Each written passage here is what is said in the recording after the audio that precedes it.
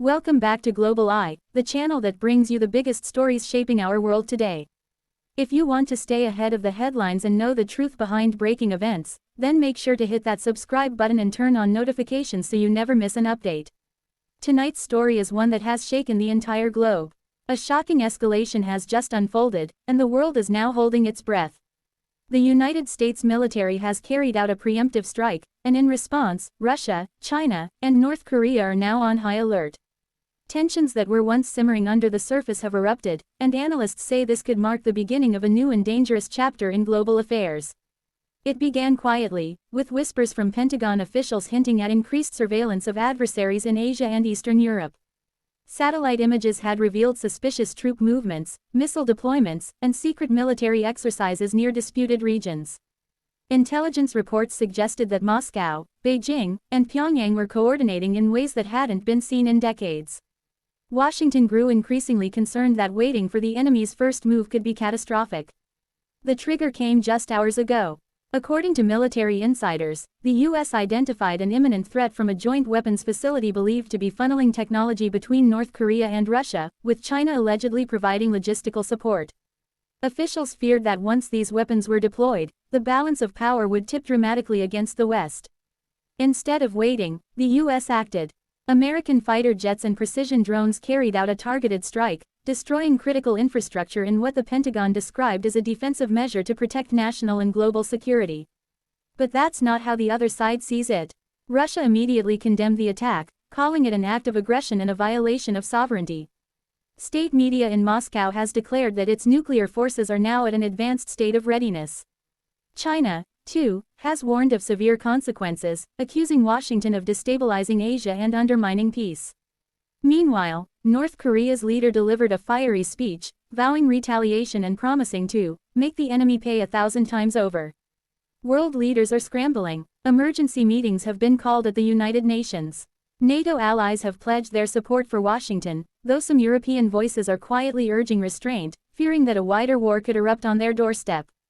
Across Asia, nations like Japan and South Korea are on edge, activating their missile defense systems and preparing for any potential fallout. The mood on the streets is tense. In Washington, D.C., citizens woke up to the sound of sirens as military convoys rolled through the capital.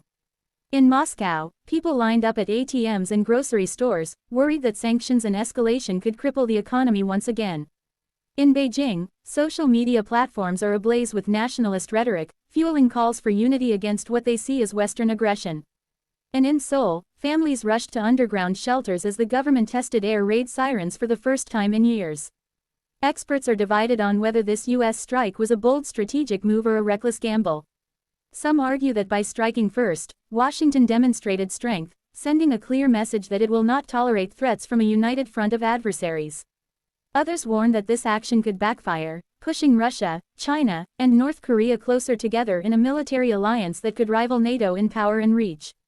History offers chilling parallels. During the Cold War, preemptive strikes were considered too risky, as they could trigger mutually assured destruction. Yet now, in a world where technology, cyber warfare, and hypersonic missiles dominate the battlefield, hesitation could mean defeat.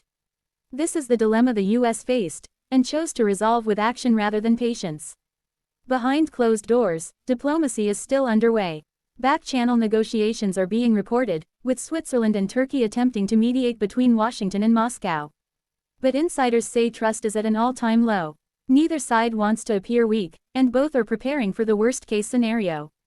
The financial markets have already reacted. Oil prices have surged, gold has spiked, and global stock markets are plunging.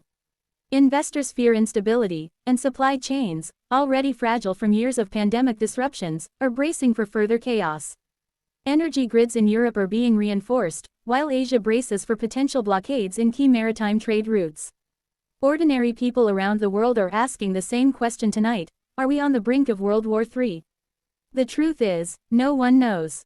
What is clear is that the world has entered a dangerous new era where old rivalries have resurfaced, and nuclear-armed nations are once again standing face to face. American officials have assured the public that every precaution is being taken to protect the homeland. Missile defense systems are on standby, cyber defenses have been activated, and military bases across the globe are on heightened alert. Yet the possibility of retaliation remains high. Russia could launch cyberattacks on US infrastructure. China could target American allies in the Pacific. North Korea could attempt a missile strike on South Korea or Japan. For now, the skies remain tense, the seas are restless, and the world's leaders are playing a dangerous game of brinkmanship. Every decision made in the coming hours could shape the future of our planet for generations. Will cooler heads prevail, or are we watching the first sparks of a conflict that could engulf the world? As we continue to follow this developing story, one thing is certain: history is being written in real time.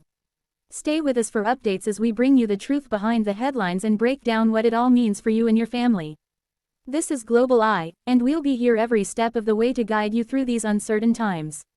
Don't forget to subscribe, share this video, and leave your thoughts in the comments below.